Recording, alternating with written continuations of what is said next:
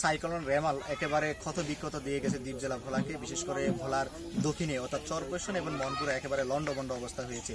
এখন পর্যন্ত আমরা যে তথ্য পেয়েছি সেই তথ্য অনুযায়ী ভোলায় এখন পর্যন্ত 7,623টি বসতঘর এই ঘূর্ণিঝড় রেমালে ক্ষতিগ্রস্ত হয়েছে। এর মধ্যে সম্পূর্ণ ক্ষতিগ্রস্ত হয়েছে 2,465টি বসতভিটা এবং আংশিক ক্ষতিগ্রস্ত হয়েছে 5,158টি বসতঘর। এছাড়াও ভোলার বিশেষ করে 30 থেকে 40টি গ্রাম এখনো পানিতে একেবারে প্লাবিত অবস্থা রয়েছে, সেখানে এখনো পানি নামতেছে না। আমরা খোঁজ নিয়েছি ভোলার মনপুরা এবং রাজাপুর ইউনিয়নে, সেখানে পানিবন্দী এখনো প্রায় 1 থেকে 1.5 লক্ষ মানুষ এখনো পানিবন্দী অবস্থা রয়েছে। সকালে বাটা হওয়ার পর পানি কিছুটা নামলো, আবার জোয়ারে সেই একই অবস্থা সেখানে রয়েছে।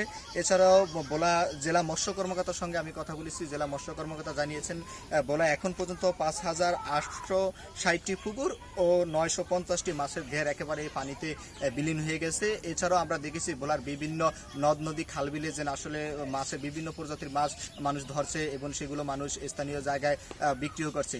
সব মিলে বলা যায় যে এখন পর্যন্ত যে ভোলা জেলায় কি পরিমাণ ক্ষয়ক্ষতি হয়েছে সেটি এখন পর্যন্ত সরকারিভাবে ঘোষণা দেওয়া হয় না, বা জেলা প্রশাসক সেই বিষয়টি এখন পর্যন্ত আমাদেরকে নিশ্চিত করেননি। এছাড়াও যে সকল জায়গা ক্ষতিগ্রস্ত হয়েছে, যারা এই পানিতে বন্দী রয়েছেন তাদের মাঝে ত্রাণ বিতরণ করা হবে, তবে সেটি আসলে কবে নাগাদ করা হবে সেটি এখন পর্যন্ত জেলা প্রশাসনের পক্ষ থেকে নিশ্চিত করা হয়নি।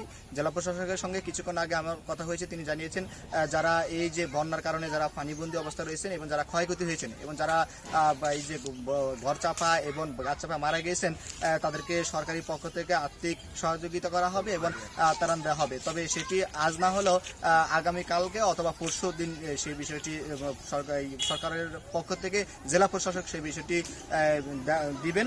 এছাড়া একটু বিষয় জানিয়ে রাখি যে এখন পর্যন্ত জেলার বিশেষ করে মনপুরা এবং চরপেশনের দিকে আমরা খোঁজ নিয়েছি, সেখানে এখন পর্যন্ত গ্রামের পর গ্রাম পানিতে প্লাবিত অবস্থায় রয়েছে। বিশেষ করে মানুষ পানিবন্দী অবস্থা থাকার কারণে ঘর থেকে তারা বের হচ্ছে না।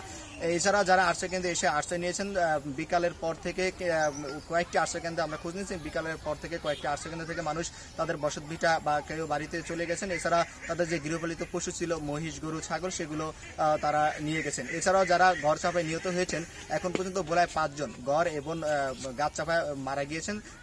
প্রত্যেকের পরিবারকে 25,000 টাকা করে জেলা প্রশাসনের পক্ষ থেকে দেওয়া হবে, এই বিষয়টি জেলা প্রশাসক আমাদেরকে নিশ্চিত করেছেন। এছাড়াও র্যাবের পক্ষ থেকে মূলত ত্রাণ বিতরণ করা হবে।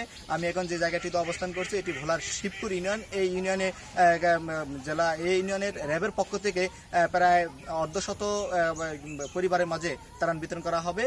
কিছুক্ষণের মধ্যে সেই ত্রাণ বিতরণ কার্যক্রম শুরু করবেন ভোলা জেলা যিনি র্যাবের দায়িত্বে রয়েছেন কমান্ডার জামাল উদ্দিন, তিনি এই বিষয়টি আমাকে নিশ্চিত করেছেন।